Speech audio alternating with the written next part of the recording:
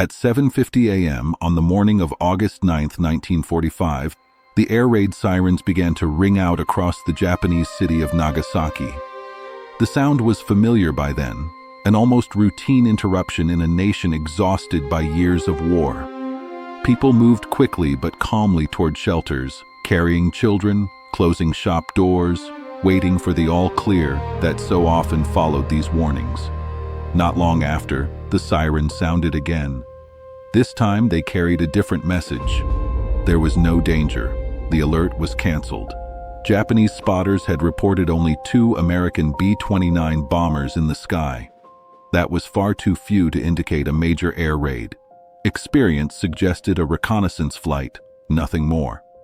The people of Nagasaki emerged from shelters, returned to factory floors, offices, homes, and streets. Trams resumed service. Workers adjusted their tools. Life, strained but unbroken, continued. At 11:01 a.m., a single bomb fell. It detonated above the city's industrial district with the explosive force of more than 22,000 tons of TNT.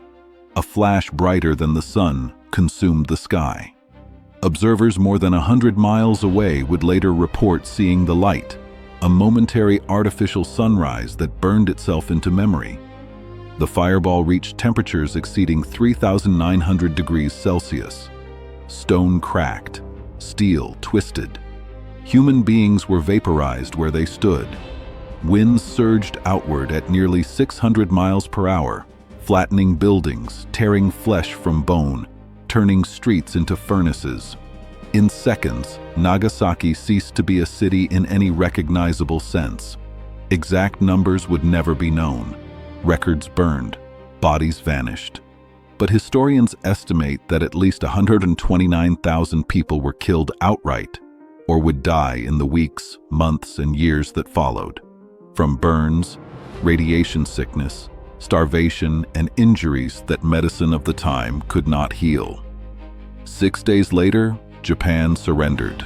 The Second World War, the most destructive conflict in human history, ended with the only 2 nuclear attacks ever carried out against cities. Humanity had crossed a threshold from which there would be no return. Yet the path to that moment had begun decades earlier, not with a bomb, but with ideas, grievances, and fear. It is impossible to understand the Second World War without examining the rise of the Nazi Party in Germany and the man who shaped it, Adolf Hitler. Born in Austria, Hitler fought as a soldier in the German army during the First World War. When that war ended in defeat and humiliation, he did not experience relief or exhaustion, as many did. Instead, he felt betrayal. Germany's surrender, the collapse of its empire, and the harsh terms imposed by the victors left deep scars across the country. Hitler believed the nation had not been beaten on the battlefield, but stabbed in the back by internal enemies. Unlike many Europeans, he was also consumed by a fear of communism spreading westward from revolutionary Russia. In 1919, 1 year after the war ended, Hitler joined a small and obscure political group known as the German Workers' Party. What it lacked in organization or influence, it gained in his presence. Hitler possessed a rare and dangerous talent. He could speak to crowds with emotional intensity, turning resentment into purpose, despair into rage. Within a year, the party was renamed the National Socialist German Workers' Party, soon shortened to Nazi. In 1921, Hitler became its leader. His speeches drew larger crowds. His message hardened. Germany, he claimed, had a destiny that had been stolen from it. By 1923, the Nazis believed they were strong enough to seize power by force. In Munich, they attempted a coup that would later be known as the Beer Hall Putsch. It failed. Hitler was arrested and placed on trial. The trial should have ended his movement. Instead, it transformed him into a national figure. Hitler used the courtroom as a stage, presenting himself as a patriot willing to sacrifice everything for Germany. Though he was sentenced to prison, the damage was already done. During his imprisonment, Hitler wrote Mein Kampf. part autobiography, part manifesto. The book outlined his vision for Germany's future and identified those he believed were responsible for its suffering. Jews and communists, he claimed, were part of a vast international conspiracy working to keep the German people weak and divided. He attacked the Treaty of Versailles, highlighting the loss of territory, the dissolution of the armed forces, and the crippling war reparations imposed by the victorious Allies. The book became the ideological foundation of Nazism. While Hitler was in prison, the Nazi Party did not disappear. It reorganized, it adapted, it learned to pursue power legally rather than through failed revolutions. By the early 1930s, Germany was in crisis again, this time economic. Hyperinflation, mass unemployment, and political instability left millions desperate for answers. The Nazis provided simple ones. By 1933, they had gained enough political support for Hitler to be appointed Chancellor of Germany. Once in office, he moved with alarming speed. Laws were passed that dismantled democratic institutions. Political opponents were arrested. The swastika became the symbol of a reborn nation. Persecution quickly became policy. Jews, Roma, and political dissidents were targeted. Camps were established. Fear was normalized. Germany was reshaped, not only politically, but socially, molded around Hitler's vision of racial destiny and absolute loyalty to a single leader, the Führer. While Europe watched, often uncertain, sometimes sympathetic, the foundations of global war were being laid. What followed would not be a single conflict, but a chain reaction, each decision feeding the next, each act of aggression emboldening another. From Asia to Africa, from Europe to the Pacific, the world would soon be consumed. And when it ended, the light over Nagasaki would mark not only the close of a war, but the beginning of an age where human survival itself could no longer be taken for granted. The war had begun long before the bomb fell.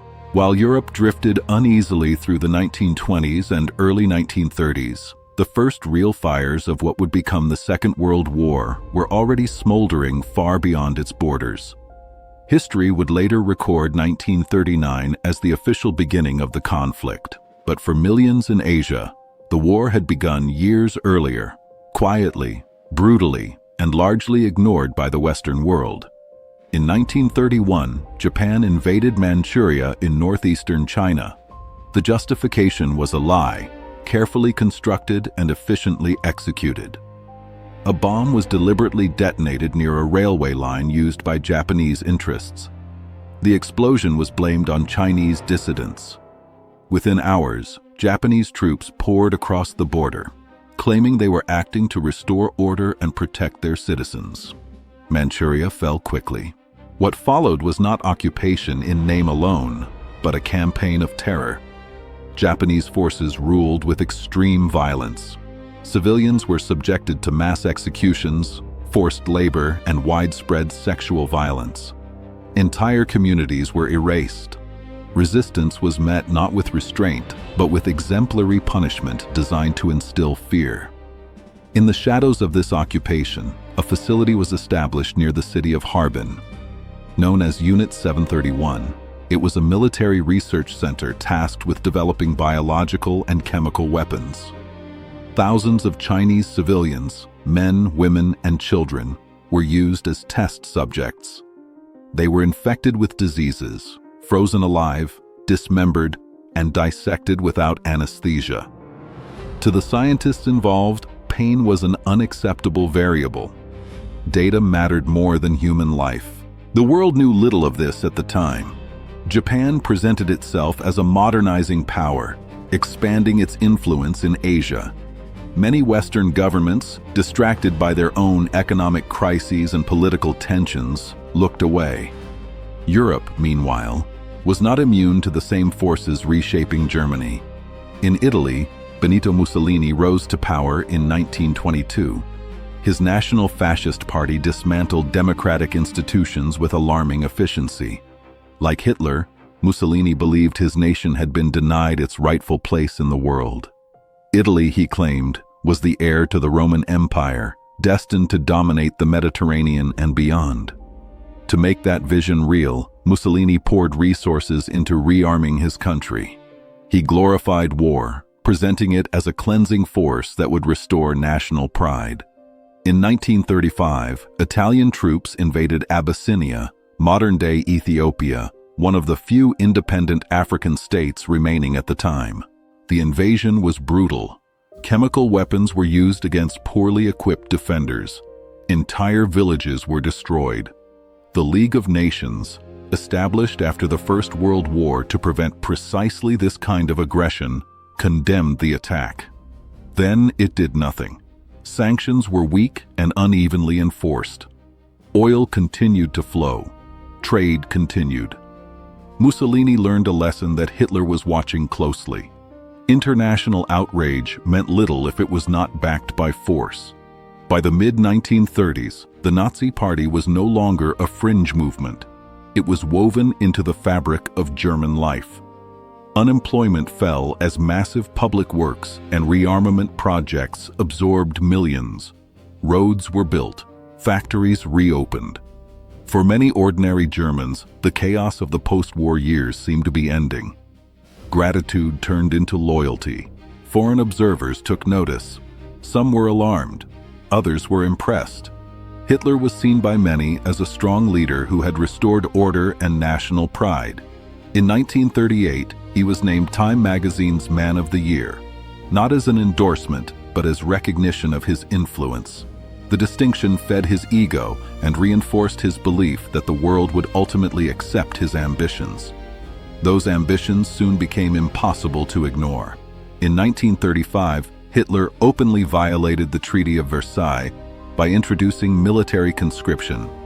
Germany's armed forces expanded far beyond the limits imposed after the First World War.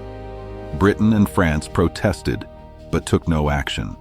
Encouraged, Hitler escalated. In 1936, German troops marched into the Rhineland, a region that had been demilitarized to protect France. The move was a gamble. Hitler privately admitted that if French forces had intervened, his troops would have been ordered to retreat. Germany was not yet ready for war. France did not intervene. Once again, the League of Nations debated. Once again, it failed to act. With each success, Hitler's confidence grew. So did his popularity at home.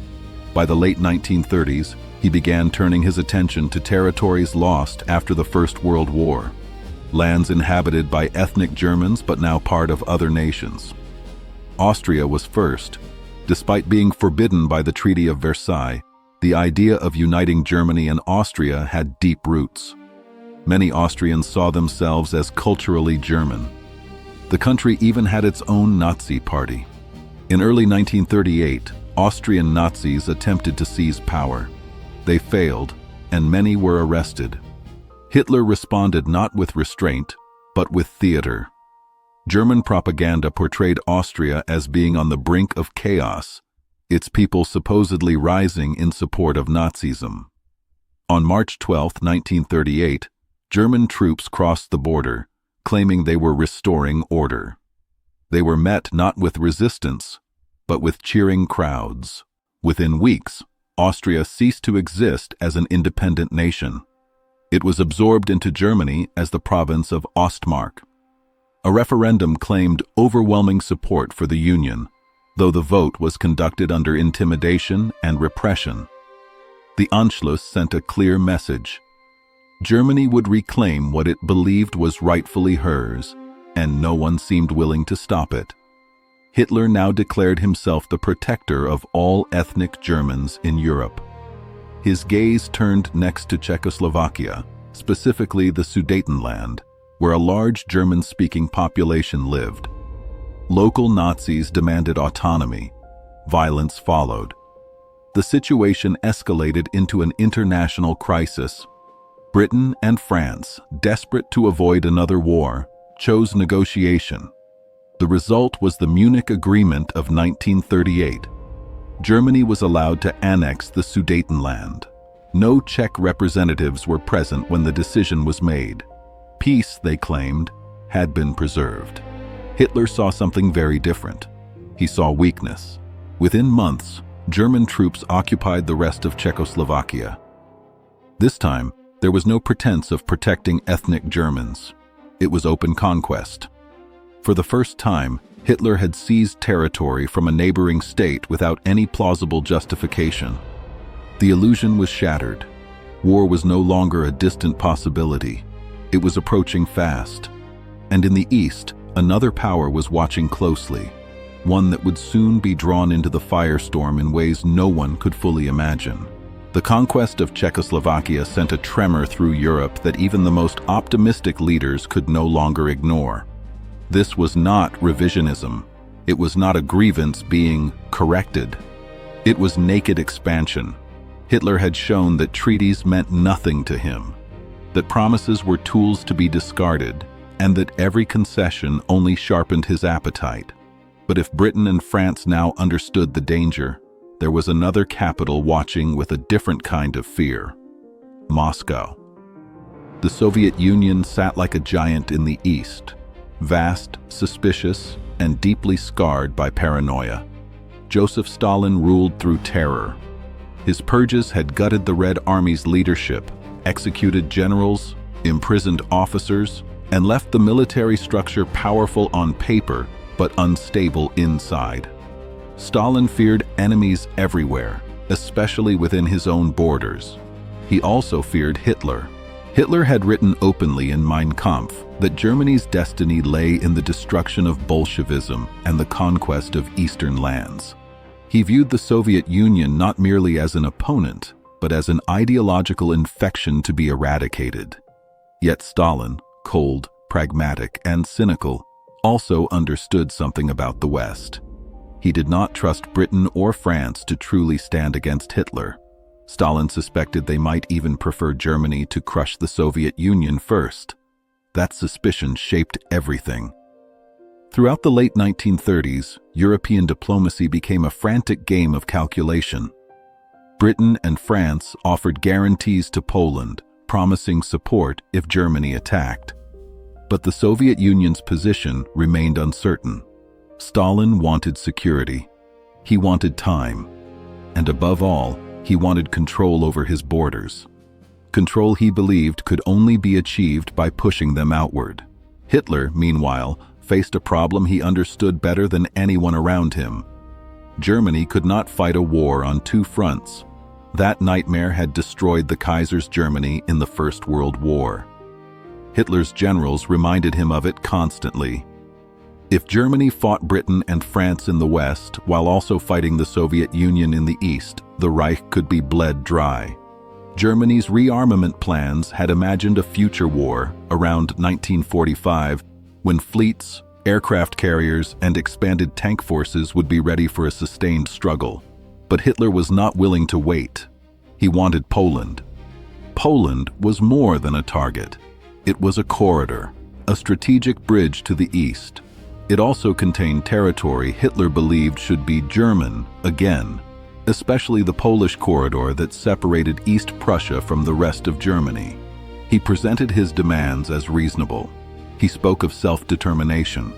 He lied with the smooth confidence of a man who had seen the world surrender to him again and again. Yet he knew Poland's conquest would likely trigger war with Britain and France. So he turned to the one power that could stop Britain and France from truly trapping him: the Soviet Union. In August 1939, German Foreign Minister Joachim von Ribbentrop flew to Moscow to meet his Soviet counterpart, Vyacheslav Molotov. The world watched with disbelief. Nazi Germany and the Communist Soviet Union were ideological enemies. Their propaganda had demonized each other for years.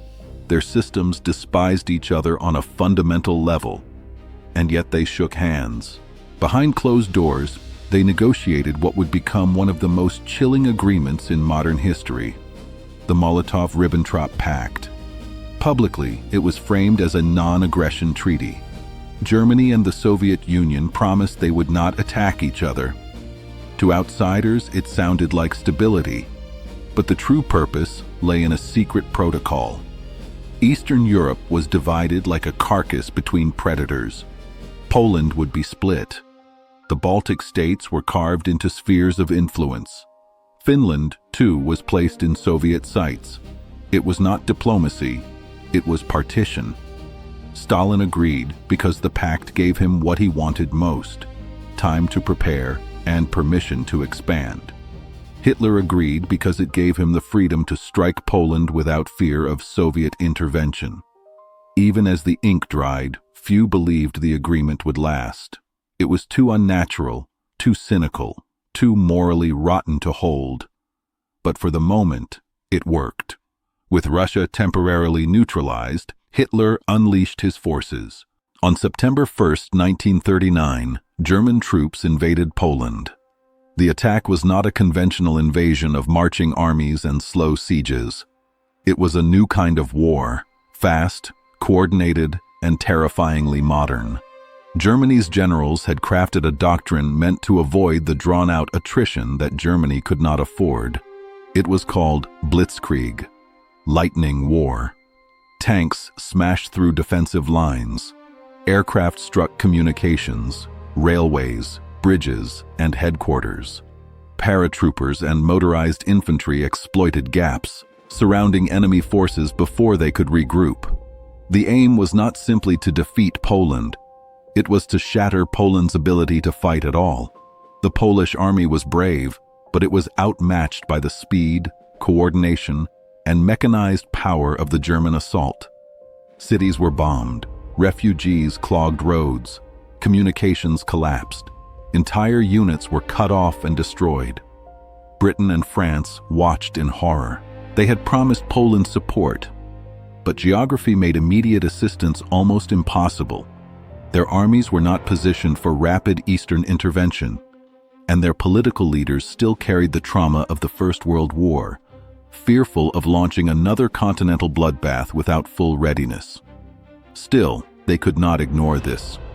On September 3, 1939, after delivering an ultimatum demanding German withdrawal, Britain and France declared war on Germany. Neville Chamberlain spoke to the British public in a grim broadcast, confirming what many had dreaded: the world was at war again. Poland fought on, but the end was approaching. On September 17, 1939, the Soviet Union invaded Poland from the east. It was the second half of the bargain made in Moscow. Britain and France, who had declared war on Germany, did not declare war on the Soviet Union. Their focus remained fixed on Hitler. Poland, trapped between two invading armies, was dismantled. By October 6, 1939, Poland had ceased to exist as a free state. Nazi Germany now shared a border with the Soviet Union. For the moment, it was a border between allies, but in truth, it was a line between future enemies, staring at each other across fields stained with the blood of a nation they had devoured. Europe held its breath. Surely now the war would erupt across the continent. But what followed instead was something stranger, almost unreal. A war declared, yet not fully fought. A period where armies mobilized, civilians prepared, and propaganda blared, while the front lines remained eerily quiet. It would become known as the Phony War. And in that silence, both sides prepared for the storm that was coming. Britain and France had declared war on Germany, yet as the autumn of 1939 gave way to winter, Europe did not erupt in fire as many had feared. Instead, an uneasy stillness settled over the Western Front. Armies mobilized. Civilians prepared for air raids. Governments issued ration books and blackout orders. But on the ground, there was little movement. This strange interval became known as the Phony War. French troops manned the Maginot Line, a vast system of fortifications stretching along the German border. Built at enormous cost, it was designed to prevent another slaughter like that of the First World War. Concrete bunkers, underground railways, artillery casemates, and fortified tunnels promised security through immobility. The French believed that if Germany attacked, it would be forced into a slow, grinding battle they could withstand. Across the Channel, Britain raised the British Expeditionary Force, sending soldiers to France in preparation for the fighting everyone believed was inevitable. The pattern mirrored 1914 so closely that many veterans felt history itself was repeating. At sea, the war was very real. German U-boats prowled the Atlantic, sinking merchant ships that carried food and raw materials to Britain. Surface raiders struck isolated targets. In response, the Royal Navy organized convoys and hunted German ships across vast distances. In December 1939, a dramatic confrontation unfolded in the South Atlantic. The German pocket battleship Admiral Graf Spee had been preying on British shipping, capturing crews before sinking their vessels. 3 British cruisers finally intercepted her near the coast of South America. Though outgunned, they damaged the German ship enough to force it into the neutral port of Montevideo. There, British intelligence launched a deception campaign, spreading rumors that a massive British fleet was waiting outside the harbor. The German captain, believing escape impossible and unwilling to sacrifice his crew, scuttled the Graf Spee. Thousands of lives were spared, not by firepower, but by information warfare. On land, however, the silence continued. That silence ended in the north. Norway, though neutral, was strategically vital. Along with Sweden, it supplied Germany with iron ore essential for weapons production. During winter, Norwegian ports were the only viable route for that ore to reach Germany.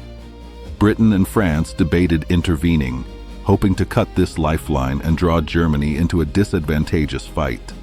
Hitler moved first. On April 9, 1940, German forces invaded Norway and Denmark simultaneously. Paratroopers seized airfields. Warships forced their way into fjords. Norwegian defenses were overwhelmed by speed and surprise. British and French forces attempted to intervene, but coordination was poor and leadership hesitant. In the summer of 1940, Britain stood on the edge of annihilation. France had fallen. The British Army had escaped Dunkirk, but without its heavy weapons. Europe lay under Nazi domination, and across the narrow strip of water that was the English Channel, Adolf Hitler prepared to deliver what he believed would be the final blow. The invasion plan was given a name, Operation Sea Lion. But there was a problem, one that could not be solved by tanks or troops. The Royal Navy still ruled the seas, and any invasion force crossing the Channel would be exposed for hours. Hitler's generals were unanimous on one point. Britain's air force had to be destroyed first. Without air superiority, Sea Lion would be suicide. Thus began the Battle of Britain. On July 10, 1940, the German Luftwaffe launched its campaign. At first, the attacks focused on British shipping in the Channel and coastal radar stations.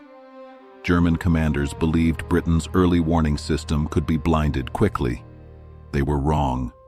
Radar masts were damaged but rarely destroyed, and when they were, repairs were swift. Behind the scenes, Britain possessed something Germany did not fully understand: an integrated air defense system. Radar stations fed information to fighter command headquarters, where it was processed and relayed to sector stations. From there, squadrons were scrambled precisely where they were needed. Britain did not need more planes than Germany. It needed to use the ones it had more efficiently. Fighter command was led by Air Chief Marshal Hugh Dowding, a quiet, methodical man whose system would prove decisive. His pilots flew 2 main aircraft. The Hawker Hurricane, rugged and reliable, formed the backbone of Britain's defenses. The Supermarine Spitfire, faster and more agile, was used to engage German fighters. They were supported by men from across the world. Pilots from Poland, Czechoslovakia, France, Canada, Australia, New Zealand, and even the United States flew in British uniforms. Many had already lost their homelands to the Nazis. For them, this fight was personal. As August began, the Luftwaffe shifted tactics. Airfields, hangars, fuel depots, and aircraft factories were bombed relentlessly. Britain's losses mounted. Pilots were killed faster than they could be replaced. Runways were cratered. Control rooms burned. At several points, fighter command came close to collapse. German confidence remained high. Hermann Göring, head of the Luftwaffe, assured Hitler that Britain's air force was nearly finished. Then, almost by accident, everything changed. A German bomber formation lost its way and dropped bombs on London. Churchill ordered retaliation. British bombers struck Berlin. The damage was minimal, but the psychological impact was immense. Hitler was furious. He ordered the Luftwaffe to abandon attacks on airfields and instead focus on British cities. London would be crushed. Civilian morale would break. Britain would sue for peace. On September 7, 1940, the Blitz began. Night after night, German bombers attacked London and other cities. Fires raged. Thousands were killed. Entire neighborhoods were flattened. Yet the British did not break. Shelters filled. Underground stations became dormitories. Factories continued to operate. Fighter command, no longer under constant assault, recovered. By the time Hitler realized his mistake, it was too late. Autumn weather closed in. Fighter command was still intact. The Luftwaffe had failed to gain air superiority. Operation Sea Lion was postponed, then quietly abandoned. Britain had survived, but the war did not pause. It spread. In the Mediterranean, Mussolini sought glory. Italian forces invaded British-held Egypt from Libya, hoping to seize the Suez Canal and cut Britain off from its empire. The Italian advance stalled. British and Commonwealth forces counterattacked with stunning success, destroying entire Italian armies and capturing tens of thousands of prisoners. Humiliated, Mussolini turned to Hitler for help. In early 1941, German troops arrived in North Africa under the command of a brilliant and aggressive general, Erwin Rommel. His Afrika Korps struck hard, driving British forces back across the desert. The war in North Africa became a brutal contest of maneuver, supply, and endurance under a merciless sun. At the same time, Mussolini made another mistake. Seeking his own victory, he invaded Greece. The Italians were beaten back into Albania. Hitler was forced to intervene yet again. In April 1941, German forces smashed through Yugoslavia and Greece in weeks. British troops withdrew to Crete. Hitler ordered an airborne invasion of the island, the first of its kind on such a scale. German paratroopers suffered enormous losses, but ultimately captured Crete. Hitler drew a lesson from the victory. Airborne assaults were too costly. He would never authorize another on that scale. By mid-1941, Nazi Germany dominated continental Europe. Britain remained defiant but isolated. The United States was still officially neutral. Japan was expanding in Asia, and Hitler, intoxicated by success, turned his gaze eastward. He believed the moment had come to destroy his greatest ideological enemy, the Soviet Union. Against the advice of many of his generals, Hitler prepared for the largest invasion in human history. He believed the Red Army was weak, its leadership broken by purges, its people ready to collapse under the first blow. He would later boast that all Germany needed to do was kick in the door, and the whole rotten structure would come crashing down. On June 22, 1941, the door was kicked in, and the world entered a new phase of hell. In the early hours of Sunday, June 22, 1941, the silence along the eastern frontier of German-occupied Europe shattered. At 3 a.m., without a declaration of war, Nazi Germany unleashed Operation Barbarossa, the largest military invasion in human history. Nearly 4 million soldiers surged eastward across a front stretching almost 3,000 kilometers. German forces were joined by Romanian, Hungarian, and Finnish units, all bound by promises of territory, revenge, or survival. The invasion struck with such scale and violence that it overwhelmed comprehension. Artillery thundered, aircraft roared overhead, Entire Soviet airfields were destroyed before planes could even take off. Joseph Stalin had been warned. Intelligence reports had flooded Moscow for weeks. Spies, defectors, foreign governments, all had said the same thing. Germany was coming. Stalin refused to believe it.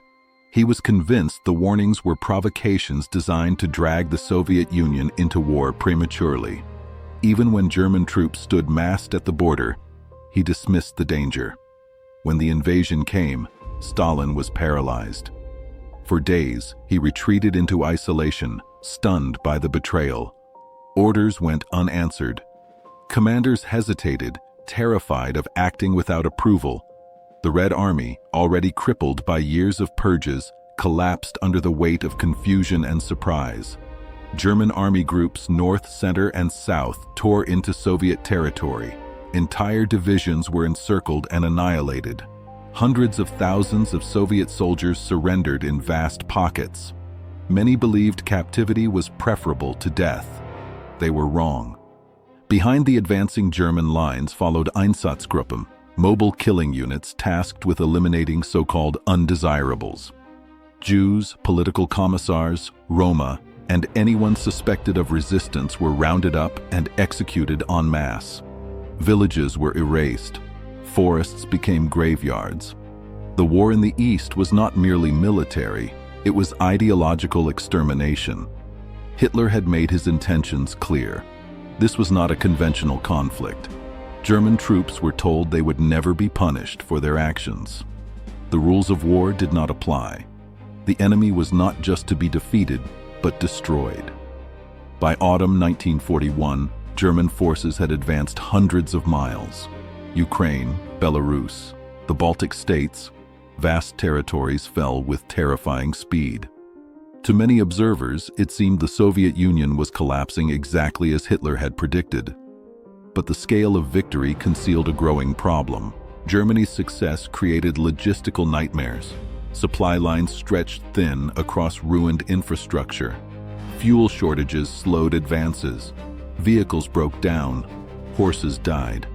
The farther the army went, the harder it became to sustain momentum. And winter was coming.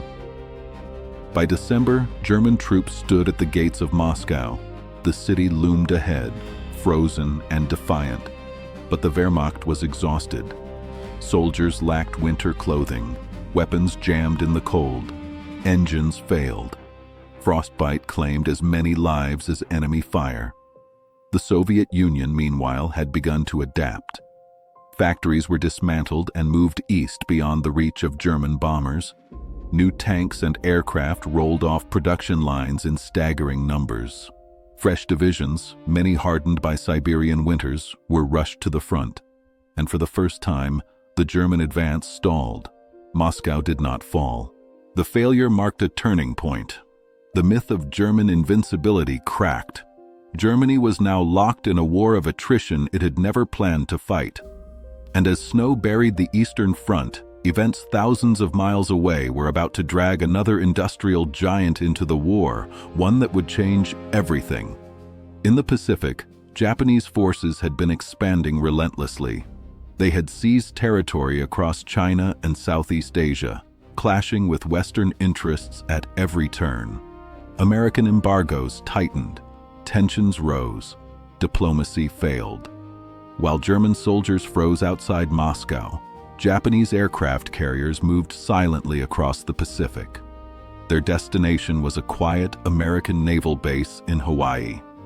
The date was December 7, 1941. The world was about to become truly global. On the morning of December 7, 1941, the United States awoke to a war it could no longer avoid. At Pearl Harbor, Japanese aircraft descended from the clouds in carefully coordinated waves. Battleships burned. Aircraft exploded on runways. Sailors were trapped below decks as steel hulls filled with water.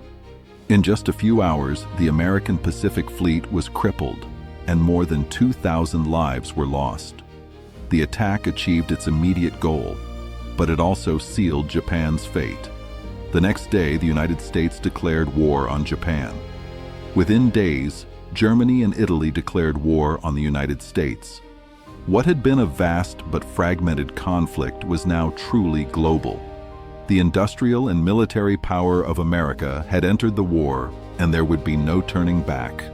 In the Pacific, Japan surged outward, capturing territory at astonishing speed. Hong Kong fell. Singapore surrendered. The Philippines were overrun. For a time, it seemed as if the Japanese Empire was unstoppable, but beneath the surface, its expansion was already overextended. Resources were limited, supply lines were fragile, and the enemy it had awakened was patient, methodical, and unimaginably productive. In Europe, the tide began to turn slowly, painfully, and at enormous cost. In North Africa, British forces regrouped. American troops arrived. The Desert War swung back and forth until the Axis forces, starved of fuel and supplies, were finally defeated. The Mediterranean opened. Italy, once so eager for conquest, began to crumble under the weight of its failures. In 1943, Allied forces landed in Sicily. Mussolini was overthrown by his own government and arrested.